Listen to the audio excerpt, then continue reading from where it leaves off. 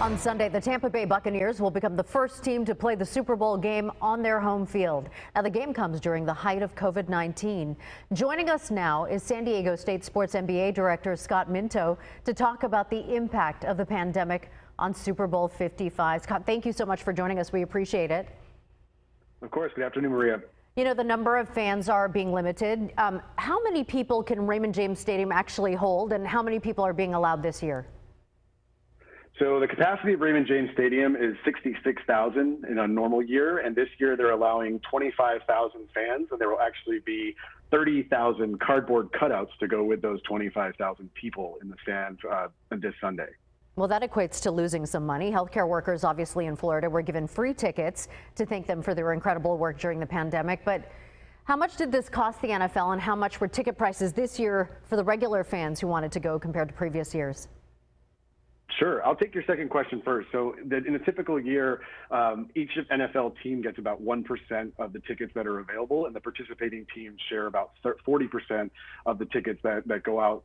The NFL holds on to a number of those to use for hospitality purposes, and the average NFL ticket for the Super Bowl changes hands about 4 times. So the ticket cost is somewhere in the $1,000 to about $3,600, but it gets resold very often. And this year, it's looking to be about a get-in price of about $4,000, wow, much lower than in years past, as you'd expect.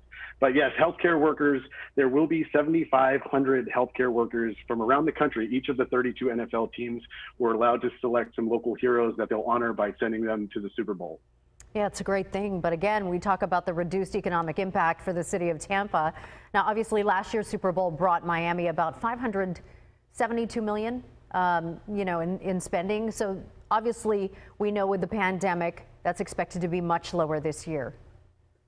Yeah, it's going to be a lot lower for Tampa for 2 reasons. Obviously, the pandemic is just cutting down travel. The reduced number of people in the stadium brings fewer and fewer people. But if you think about the much lower numbers of hospitality, there's typically huge Super Bowl parties. It's a celebrity gathering spot. The entire league front offices gathered there each year. That's not going on this year. Everything's going to be socially distanced. The parties are largely canceled.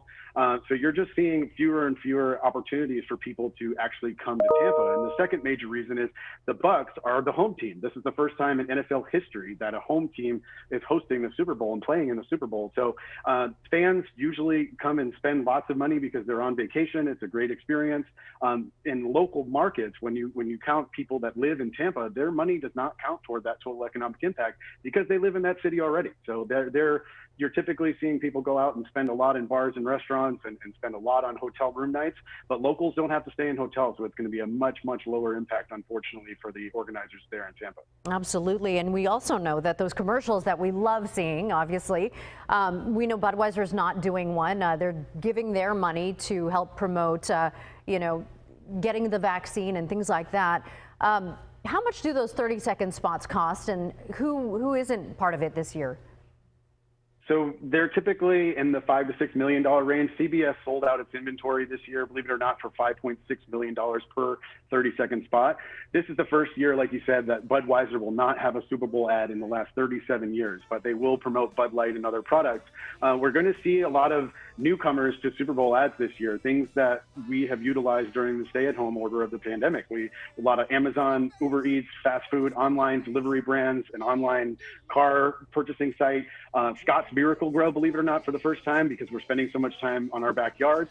And Robinhood in the news recently will be debuting in the Super Bowl as well. So lots of new faces and some typical brands sitting this one out because it's really difficult to strike the right tone. You're not really sure what messaging is appropriate during a pandemic, but also at the same time, we've been stuck at home and people are looking for a laugh. So we'll see the typical mix of humor and celebrity as we normally see. All right, sounds good. Scott Minto, thank you so much for your time today, and we appreciate you breaking it down for us. Thanks for having me, Maria. All right.